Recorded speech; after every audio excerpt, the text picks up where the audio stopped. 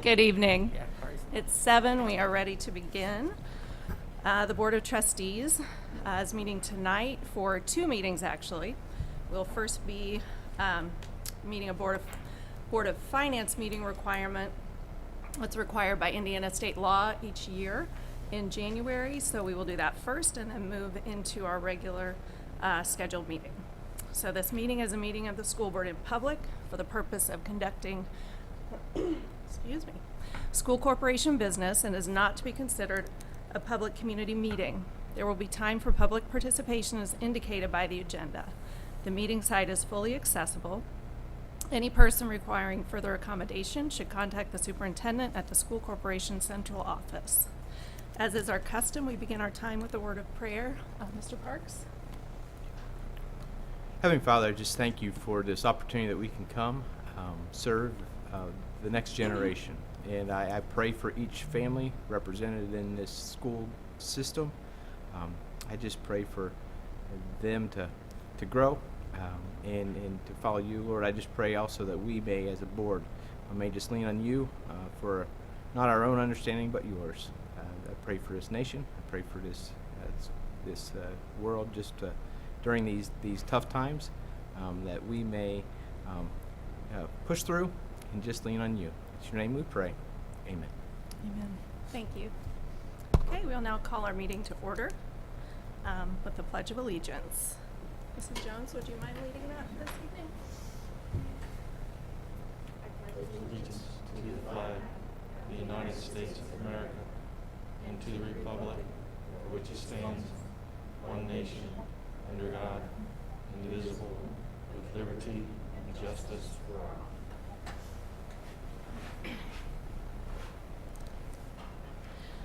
Roll call. We have 4 of us obviously here in person. Mrs. Hutchison joining us on Zoom this evening, so everyone is present. So that is a quorum.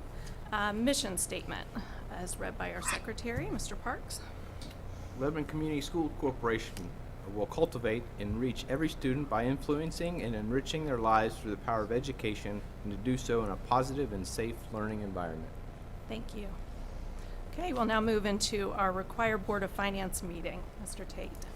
Yes, I'll be following the information that Melanie provided to you in your board packet, these hard copies. So there are some fiscal indicators that the state keeps data on, and for all school corporations in the state, and as stated, we're required in a public meeting to review these. So I'll start with one of the indicators, the average daily membership, which in reality is your student count.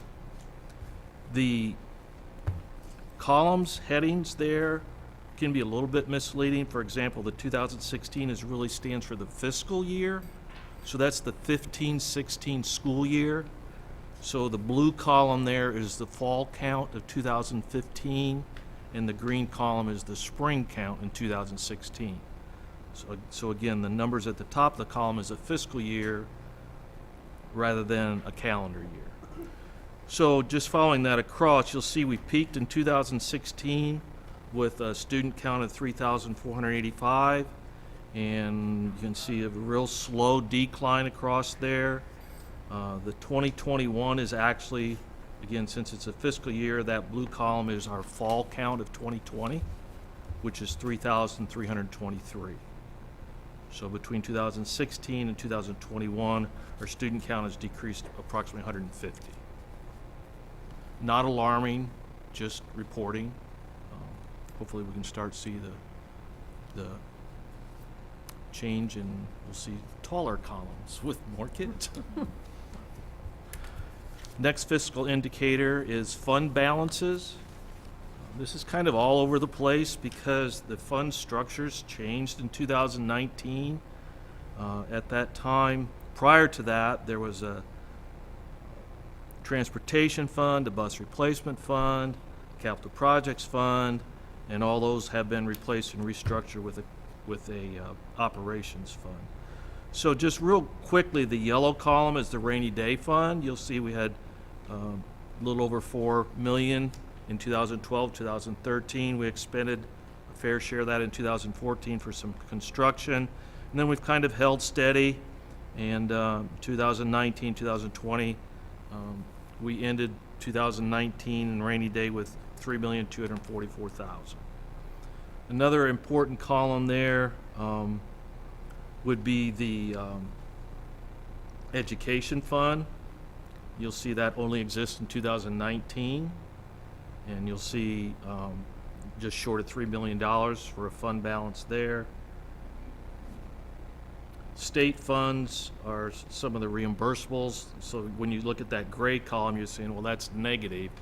It's because these are reimbursables from the state, so you spend it and then you get the money back. So that's not going to be above zero, no matter when you take that time frame picture. So there's nothing to worry about there. It's just how that functions.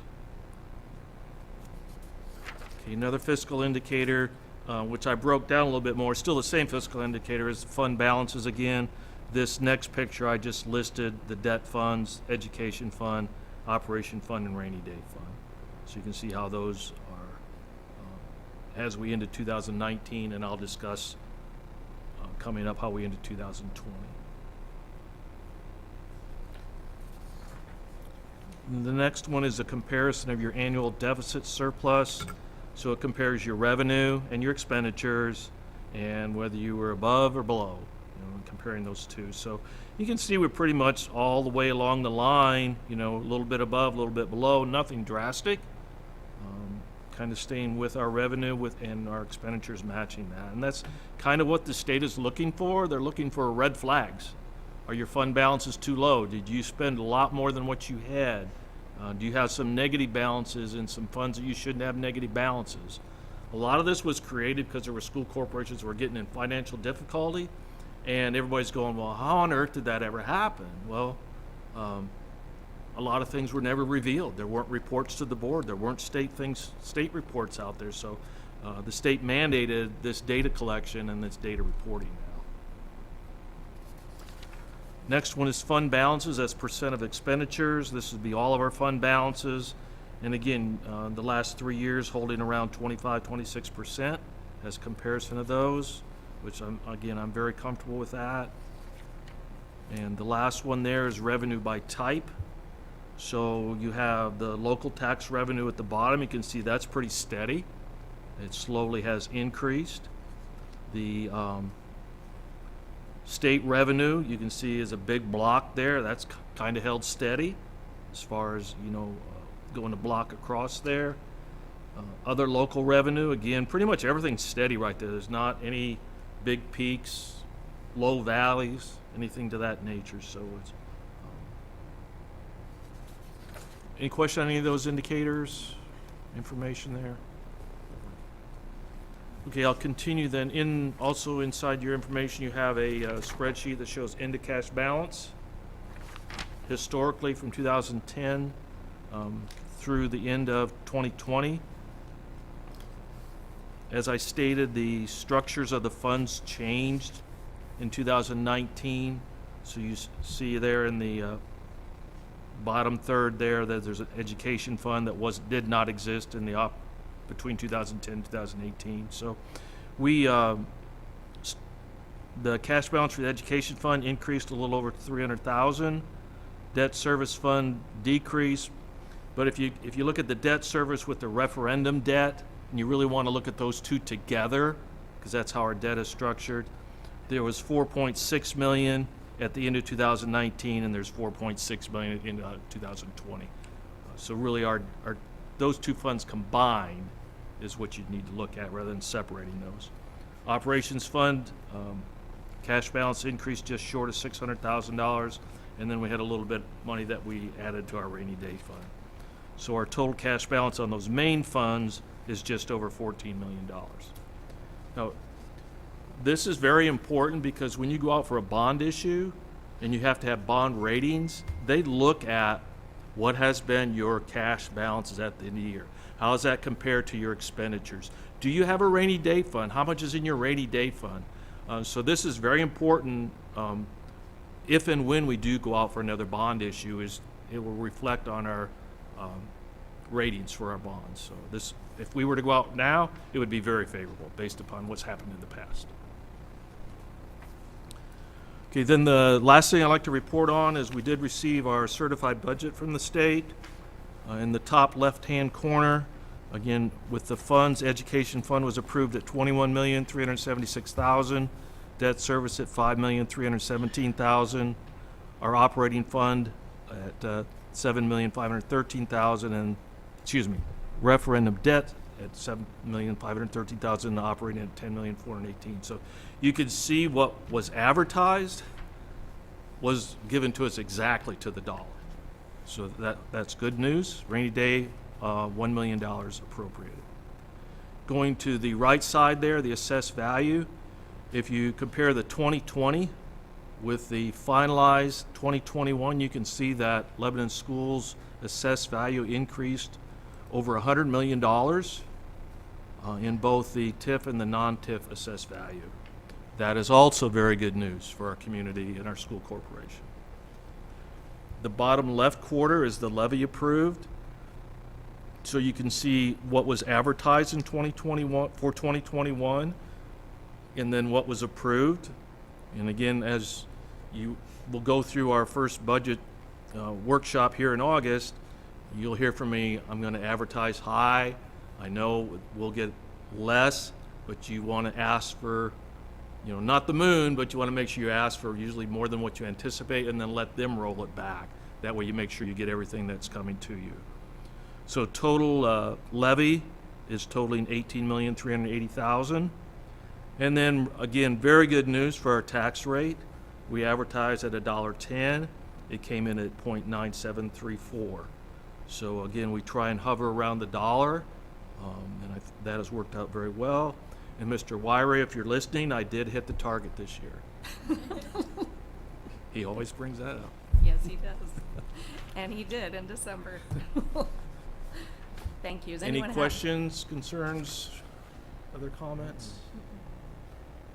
All right, thank you very much. Okay, thank you. I know that's extra work to put all that together, but it's good to have a complete picture at the beginning of the year. Okay, so with that, we will adjourn the Board of Finance meeting and call to order our regular monthly meeting. And that goes to item 3 on the agenda, the approval of minutes. We have 3 separate meetings where we need to approve minutes. I will go ahead and make a motion to approve the December 15th regular meeting minutes. Can I have a second on that, please? I'll second. Okay, thank you, Lisa. Any questions on those? Okay, all in favor of approving those, signify by saying aye. Aye. Lisa? Can you do a thumbs up, Lisa, and then we'll just know when you're, there we go. Thanks. There's a little sound delay going on. Okay, those minutes are approved. I will make a motion to approve the December 22nd special session. Can I have a second on that, please? Okay, thank you, Trey. Any questions on those meeting minutes? Okay. All in favor of approving those, signify by saying aye. Aye. All right, opposed? Okay, those minutes pass as well. And the January 4th reorganization meeting. Like a motion to approve those, please? I'll make the motion to approve. Okay. I'll second. Okay. Any questions on those minutes? All right, all in favor signify by saying aye. Aye. Opposed? All right, those minutes pass as well. Item 4, consent agenda for staff matters. Dr. Milliman. Thank you, Mrs. Keith. This evening, I have for staff considerations, 1 reassignment, 1 in-school suspension supervisor hire, 2 instructional assistants, 2 substitute teachers, and 1 custodial position. Also, Principal Becky Outcall is requesting approval for Elizabeth Feltner to be approved for the ECA position of Technology Integration Coach at Central Elementary. And that is all I have for recommendations this evening. Okay, great, thank you. I'd like a motion to approve all of those consent agenda staff matters, A, B, and C, please. I'll make a motion. I think I'll we- second. Okay, there we go. Teamwork. Teamwork, exactly. Correct second. Any questions on any of those items? No? Okay. All in favor signify by saying aye. Aye. Opposed? Okay. Item 4 passes as well. Item 5, consent agenda for business matters. Mr. Tate. It's my pleasure to report to the board and the community this evening. For the year ending December 31st of 2020, 97.20% of the education fund appropriations were expended. 96.55% of the operation fund appropriations were expended. At this time, I'd ask for approval of claims numbered 52529 to 52751 and the payrolls dated December 18th, December 24th of 2020, and January 8th of 2021. The claims total $2,814,008.15. The payrolls total $1,816,092.33 for a total of $4,630,100.48. Okay, thank you. I'd like a motion to approve the consent agenda business matters as presented by Mr. Tate. I'll make a motion. Okay. A second on that? I'll second. Okay. Any questions on the financial information and claims for payment? All right, all those in favor signify by saying aye. Aye. Aye. Opposed? Okay, motion passes. Thank you. Thank you. Item 6, board recognition. Dr. Milliman. Thank you. I'm going to ask Ms. Scott to come to the podium for our presentation here this evening. Good evening, everyone. Each month, or bi-monthly, we recognize a classified staff member who has been with the corporation for a minimum of 6 months and works to demonstrate pride in their day-to-day work. Classified employees can be nominated more than once in this process, and our goal is just to highlight the work that they do with persistence, respectfulness, initiative, dependability, and efficiency. This month, we are excited to recognize Jackie McNutt from Lebanon High School Clinic. She was recommended by Principal Kevin O'Rourke. Some words that Kevin shared about Jackie and her nomination is that she's a tremendous asset to Lebanon High School and our school corporation as a whole. She exemplifies what it means to be a dedicated and high-performing classified employee. She has a long history in our corporation as a highly respected school nurse. She does an outstanding job of providing medical and emotional support for students and staff, which I can second. Jackie handles every situation flawlessly and consistently has proven to be an invaluable asset to our school district and the high school. This year, Jackie's taken on the added challenge of COVID and has performed her duties in an exemplary manner. She goes above and beyond to make sure the tracking, communication, and documentation for over 1,000 students and 100 staff members is completed with fidelity. Jackie has been instrumental in our work with our local counseling agencies to create an effective school-based therapy program. She works tirelessly to help monitor and support our at-risk students, and she does all of this and more while still being the best building nurse that we could ask to have. She cares for every staff and student member like they are her own. It is our pleasure to recognize Jackie McNutt. Congratulations.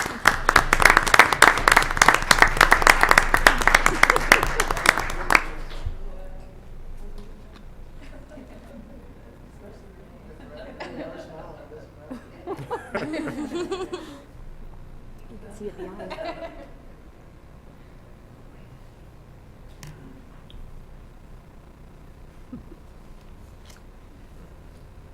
Congratulations, well deserved. I've received some phone calls from Nurse. She also provides emotional support to parents as well when needed. So thank you. Well deserved. Dr. Milliman, announcements and celebrations. Thank you, Ms. Keith. And I would also just like to take a moment to thank all of our school nurses while we're recognizing folks. The burden that they've taken on through this whole situation has been incredible. They work weekends. They help us document all those close contacts. And Mr. Martin has stepped up to try to continue to monitor all of the changing information that we get from the CDC, from the health department, filter all of that information, and has Kristen shared, all among the duties that are their normal duties. You know, helping feed students who need that assistance, the insulin, the medication, and all of that, and following all those protocols. It's just incredible the work they're doing. So congratulations and thank you to everybody that's doing that.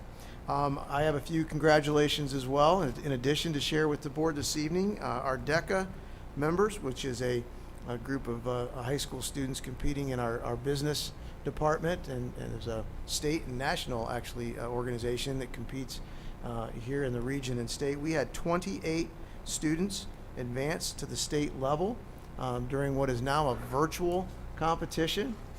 Super proud of these young men and women who I happened to see, I think, a tweet maybe over the last week where students were on screen with their teacher, and they were reminding each other they had until midnight that night to get their written responses in, and so they were working hard to get those out, and then the judges have to, you know, process all of that and get it back to them in this virtual format, and it's just been neat to see them make that adjustment. So congratulations to them for that.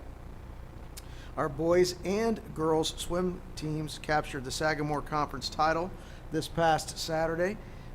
Great accomplishment and a historical one for our boys team. It's the first conference championship with our boys since 1994 in swimming. So congratulations to them.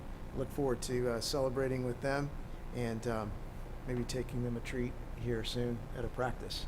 So I know they'll burn off those calories in about 30 seconds. So I'll give them something there. Don't let them swim after they eat. That's right. That's right. I've heard that. I've heard that. And our girls wrestling team won their first ever state team championship on Friday evening. And we'd like to congratulate two individual state champions, Sarah Hughes and Gracie Brandt. We're honored that Sarah Hughes is also recognized as a recipient of the Katie Downing Mental Attitude Award. So we'll have state champions in our midst, and at some point, when we can maybe celebrate together, we will bring them in front of the board. I think it would be great to get the team here, allow you to celebrate, and even in these board recognitions, a time where we can bring folks by and you can shake their hands. We're looking forward to that day. I know. We'll get them live here at some point to get them celebrated properly, and we're working on a celebration as well with Mr. Levine. If you haven't seen it yet, we have a video project that just launched last week, or in the last couple of weeks. It is a deeper look into our career engagement program. A very, very well done video with except for the part with the superintendent, where our students represented the program in just a very impressive way and showcased our workplace participation program. Todd Root is pushing that out to other Facebook sites. Our elementary parent, we want to get our elementary parents' eyes on that, and our middle school parents and students' eyes on that. It really highlights an incredible program here, so encourage folks to take a look at that as well. And one announcement this evening, that is, if you're a parent sitting here this evening, you may be getting the message as we speak, that we are announcing today that we are staying with our current schedule through February 26th. This with our grade 6 through 12 hybrid schedule, and our in-person schedule at the elementary. We are seeing low absentee rates. Actually, on Friday, and we saw very encouraging attendance numbers at the middle school and high school, which, if you look at it from one lens, you could say that lends itself to opening up perhaps to a little bit more in-person instruction. When our numbers were at this level before winter break, and we were at that 4-day a week, we began to see our close contact numbers continue to ramp up, and we also continue to see positive cases within the community continue to ramp up, and that has caused some of those close contact numbers to snowball, if you will. And we have, obviously, with the older students, a little more mobility and their jobs and mobility that's part of that, and 100% full classrooms seem to have that impact. So we're going to monitor it just a bit longer, see where the data leads us into February, and our goal is obviously to get our students back in class as quickly and as full as possible. So we did make that announcement, and that is all I have this evening. Okay. Very good, thank you. Any comments or questions on any of that? No? Okay. Item 8, comments from the public. Mrs. Beltran? Nope, no one signed in? Okay. Okay, we'll move on from there then. Okay. Excuse me. Item 9. 9A, request approval of MOU and resolution to extend paid leave due to COVID-19. At the end of December, one of the allowances in the original COVID Act expired, so we have put together, Yes, Dr. Milliman, if the you'd like to MOU explain. and board resolution. It is known as the Families First Coronavirus Response Act. Expired on December 31st, and as part of that was a provision in the Family Medical Leave Act, known as the Emergency Federal Medical Leave Act. I got all that out. You did. I'm impressed with myself for that. Basically, within that, it allowed employees 10 days or 80 hours of paid medical leave due to COVID-19. There was daily maximums according to the reason that they would be on leave due to COVID-19, and an aggregate maximum as well embedded into that. So it wasn't necessarily at the employee's daily rate. It could have been a percentage of the daily rate. Won't go into that here because there's a matrix and a table that explained all of that. But it expired on December 31st, and the administration would like to recommend continuing that portion of those benefits to our employees until June 30th. There's not every one of the original Act provisions are in this recommendation, but the ones that are include the employee or members of their family being affected by COVID-19 and caring for a family member who's been positive with COVID-19. So I believe 3 out of the 4 provisions are what we're requesting to be extended this evening. Also part of the request this evening is that it would basically look back, if you will, to the beginning of the semester. We're asking for the approval this evening on the January 19th. We started the semester January 4th, or started our day back from winter break, so we would include those days if they use those beginning after it expired. And what am I leaving out, Mr. Tate? There's one other thing that I mentioned. I think that was the big piece that we wanted to make sure that it looked back. We did discuss this with Mrs. Boyette as the president of the Classroom Teachers Association. The reason for the MOU is this is technically a change in that collective bargaining agreement because it does affect wages, salaries, and benefits. So if the board agrees to approve it this evening, we will take appropriate action with the ERB board and file whatever we need to with them to make sure that that addendum is included, so that we've dotted that I as well. That's why you'll see the MOU has her signature slot, if you will, on that page as well today. So there's 2 items. One is the resolution approving the contents of the MOU, and the other is to approve the MOU itself.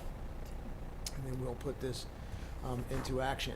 As just a side note, we're hearing and watching, as most people are, with the new executive branch administration, the new legislative branch administration, all getting sworn in as well, that there are discussions that the FMLA, emergency FMLA, may get restored in some way. What's embedded in both of these documents is that anything that's passed by the federal government will supersede anything we approve this evening. So we would revert back to whatever the federal guidelines may be if they change that in the coming weeks. That was the piece I was trying to. Very good. Okay. I think that's it. That was a mouthful, but there's a lot to cover there, and want to make sure that we've covered all the bases. Happy to answer any questions you may have. Thank you. Okay, I'd like a motion to approve the MOU and the resolution to extend paid leave due to COVID-19. I'll make that motion. Okay. Second on that? I'll second it. I'll Okay. second. Cool. Thank Trey got there first. Sorry. Got to get every member, I and know, the new members everybody. on the Get agenda. it on there. In the minute. Are there any questions on any of those items? Anything on that? I just want to say, I think this is something we have to do. I mean, yeah, it's the right thing to do. Right thing to do, Mhm. yeah. It is. The other piece is that the 80 hours or 10 days began on April 1st of 2020. So it's not a reset. That was the third thing, Mr. Tate. It's not a reset. So if we did have staff members that used 2 days in September, they would have 8 days remaining until June 30th. This is an extension of that original federal provision, not a reset of 10 new days or 80 new hours. So, but to your point, Mr. Parks, still the right thing to Right thing do. to do. Yes. Definitely. Okay, anything else on that? All right, all those in favor signify by saying aye. Aye. Opposed? Okay, motion passes. 9B, second reading of policy updates. Dr. Milliman. Well, we brought the first reading to the December board, and you had a chance to look through for second reading, and I won't list through all of them that you have in front of you. It's quite a comprehensive list. I would just open it up if you have any questions prior to my request for approval. Anything on those? No, I do not have any questions. Okay. Very good, no questions. I'd like a motion to approve the second reading of the policy updates as submitted in the board packet. I'll make the motion. Okay. Second? I'll second. All right. Okay, all those in favor signify by saying aye. Aye. Opposed? Okay, motion passes. Item 10, informational items, Sylvia's Place Child Advocacy Programming Update. Mrs. Scott?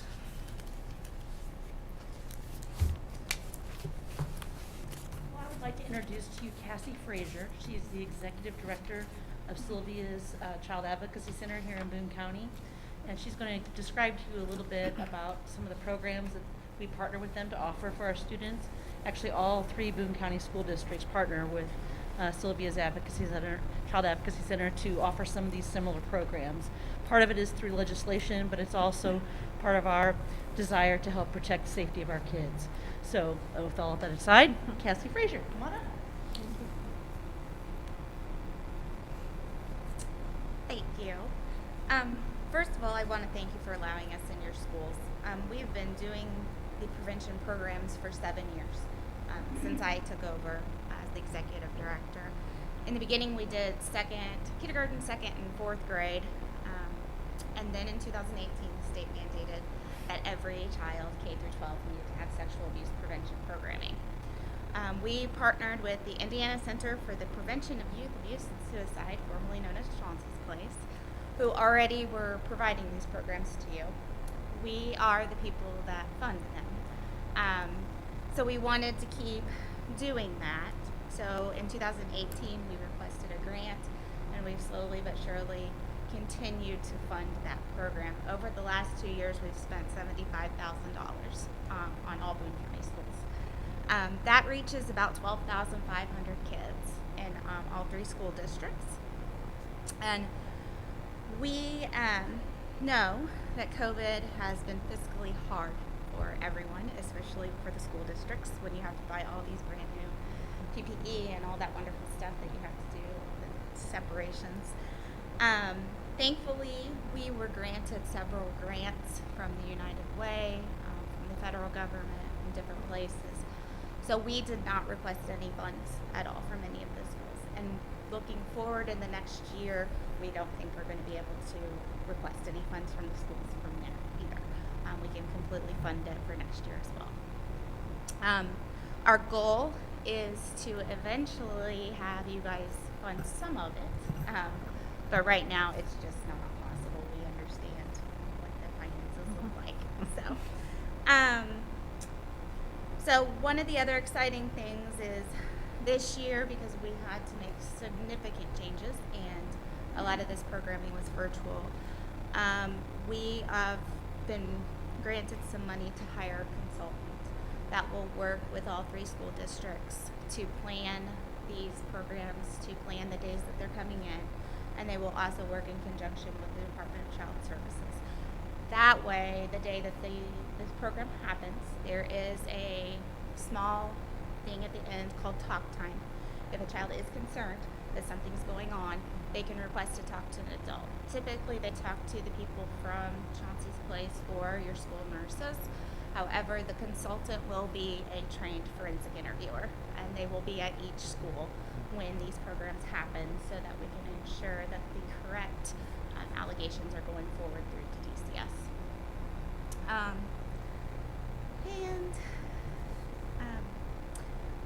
We know that we don't always catch predators through background checks and things like that, but we can empower our kids through these programs to get help if they need it or feel uncomfortable, and that's exactly what we want to do, is to make sure that the kids have a voice and that they're heard by everyone.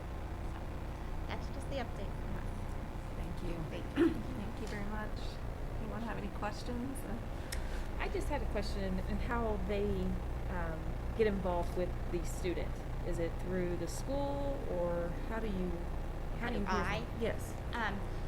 A allegation is typically sent in through the Department of Child Services hotline. Once it's sent to the hotline, they call the local Department of Child Services, and then they call us. We're on call 24 hours a day, 7 days a week to come in for interviews. We would prefer not to have to do the interviews. That's why we are very much push prevention in every aspect we can. When COVID hit, we worked with the Community Foundation to send out several videos to parents, grandparents, on things to watch for, signs and symptoms of abuse, so that we could still reach the kids. A lot of our abuse allegations come from school. It comes from the contact with their teachers, the people that they care about, they trust, that they come and tell them, and then that report's called in and done. So we were very worried during shelter in place. Thank you. Any questions? Well, thank you. Thanks for all the work that you do. Thank you. It's a program that unfortunately there's a need for, right? And we are we're blessed that we have partnerships with mental health services as well as with Sylvia's Place, so that we can provide ongoing support for our students when they return, or throughout the process once we made aware. But this expertise is so important because, you know, all of us as educators went through child psychology classes as part of our certification, but not in a specific expertise. As was pointed out here, as Cassie pointed out, that provides a layer, I think, of comfort for our administrators and teachers as well, because we have a resource that we can reach out to too, even when we begin to suspect things or to get just some guidance on how to provide counseling. So it's a great partnership, and we appreciate it. Thank you. All right, upcoming meetings. Our next meeting is February 16th here at 7 o'clock. Any other items to bring up this evening? No. Nope. Good. Lisa, anything? No? Nope, I'm good. I feel like I should ask about stop arm violations. So Dave, if you're still watching, you'll know.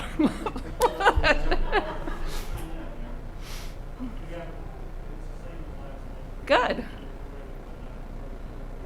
Okay, good. No more. That's good news.